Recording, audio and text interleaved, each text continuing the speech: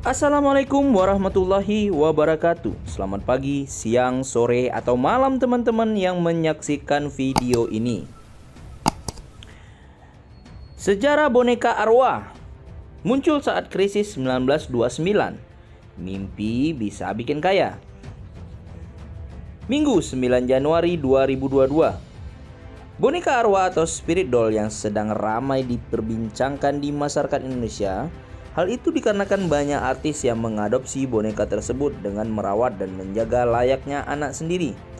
Meski baru heboh sekarang, tahukah kamu bahwa kemunculan boneka arwah di Indonesia bukanlah hal yang baru?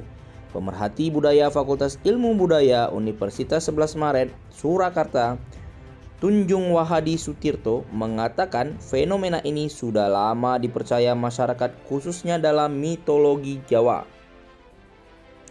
Tunjung menjelaskan boneka arwah di tanah Jawa muncul pada masa-masa krisis.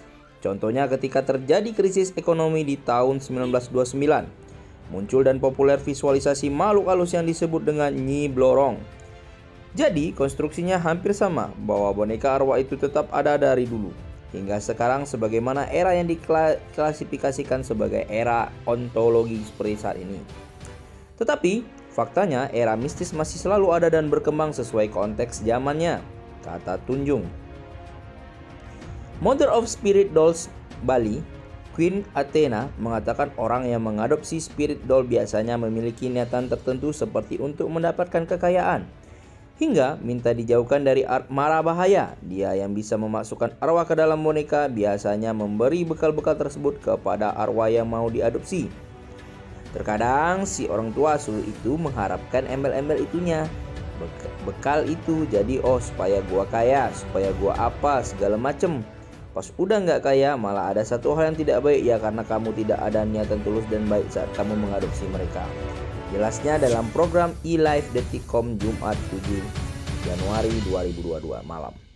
Queen menyebut arwah dalam boneka akan disesuaikan dengan sifat dan kebutuhan orang tua asuh.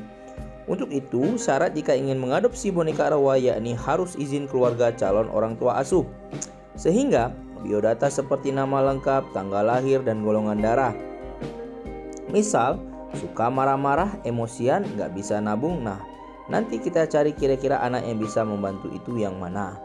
Nanti kita bekali tolong bantu orang tuamu supaya bisa nabung, nggak emosian, nggak marahan, gitu ibunya. Boneka arwah juga tren di negara lain seperti Thailand sejak 2016 lalu. Banyak warga negara tersebut yang merawat boneka-boneka itu karena untuk mengalihkan kecemasan akibat ekonomi yang sedang gonjang-ganjing.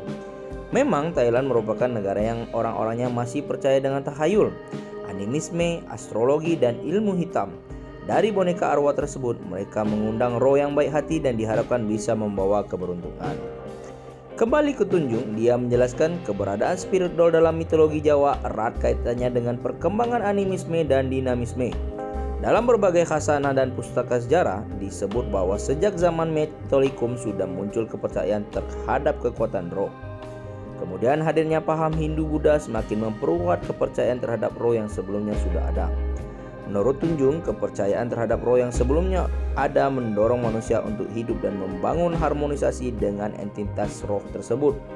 Nah, dari hasil harmonisasi itulah yang melahirkan perilaku menghadirkan roh dalam visualisasi diri orang dan boneka atau benda bertuah. Dalam tradisi seni pertunjukan, menghadirkan roh dalam penampilannya banyak dijumpai di Jawa seperti Jatilan, Sintren, Jaran Kepang, dan sebagainya. Dalam mitologi Jawa ada perilaku supranatural menggunakan media visual seperti boneka untuk berdialog dengan entitas arwah, contohnya Jalangkung. Sedangkan di daerah lain disebut Nini Towo atau Nini Towong. Kalau Jalangkung itu dipersonifikasi sebagai figur laki-laki, maka boneka arwah yang personifikasinya perempuan disebut dengan Nini Towo, jelasnya.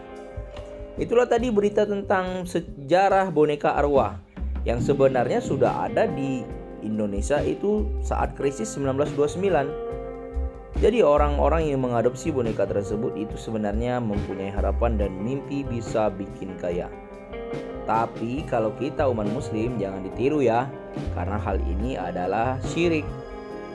Dan itu sama saja dengan musyrik menduakan Tuhan, dan itu sangat dosa yang paling dibenci oleh Allah Subhanahu wa taala. Semoga teman-teman membaca berita ini sadar dan segera untuk tidak membeli boneka ini atau mengadopsinya. Terima kasih. Jangan lupa like, komen, dan subscribe.